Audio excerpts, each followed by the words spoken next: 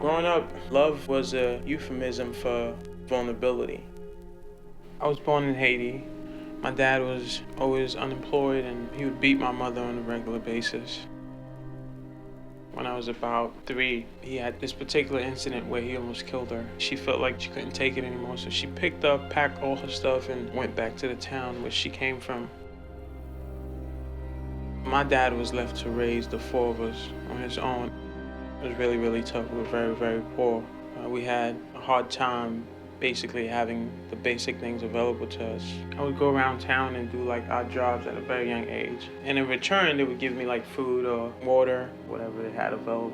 Because of that, my dad would beat me a lot because I was pretty much not following many of the rules he had. I would spend like nights away when I was like 7, 8.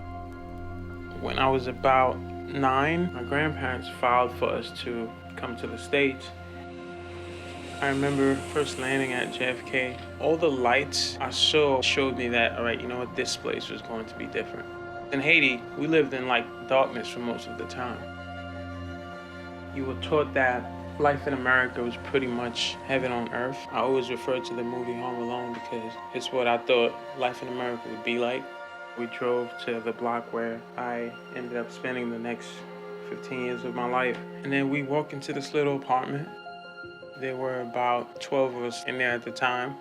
So living there was like really strange and different than what I expected. Like we didn't have a fridge full of food. We didn't have like green grass. We didn't have neighbors welcoming us in. Instead of Home Alone, I got The Wire. There was a lot of drugs and a lot of violence, a lot of kids just trying to survive.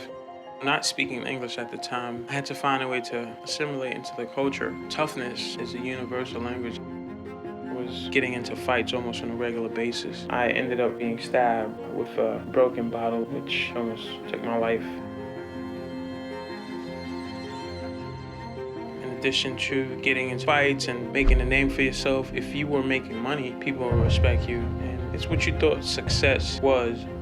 I was always a hustler, so I always knew how to like earn $1 for myself. But eventually you realize that there were other kids making more money than you and doing less work. I was losing a lot of friends to the streets too. A lot of my friends were like being killed. A lot of them were going in and out of prison.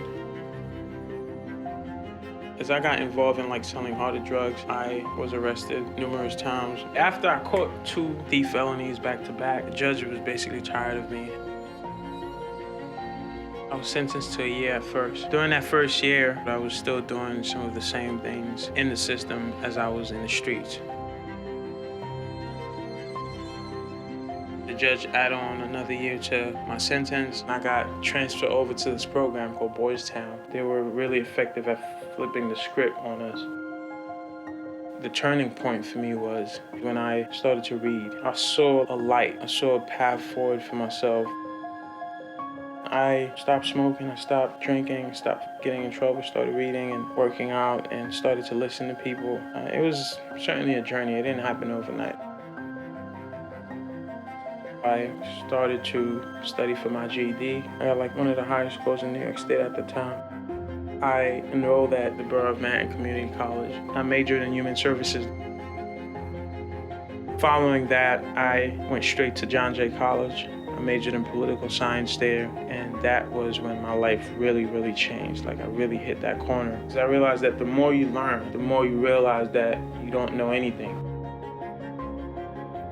Eventually, I went back to work in the same facility that I was in as a kid.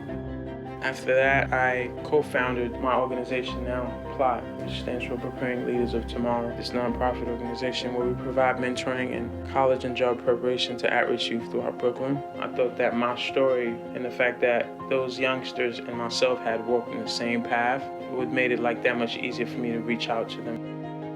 I got more involved in advocacy work to change laws and to speak truth to power and to have the ears of those who are making decisions. I've worked on a federal level with the prior administration, with Mr. Obama, on police and community relations. We worked on my Brother Keepers initiative.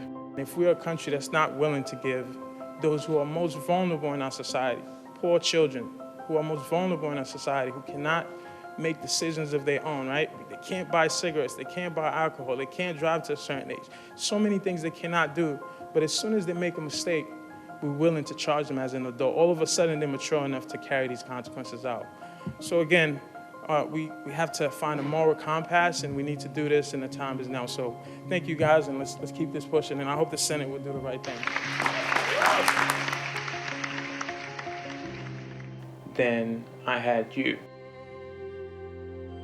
You were the most important thing that ever happened in my life. And I wanted to create a world where you would not inherit some of the same struggles and obstacles and pain and suffering that I had to endure as a young man. Every time I look at you, I can't even fathom the idea of not having you here with me. You're the fuel that keeps me going. You sustain me.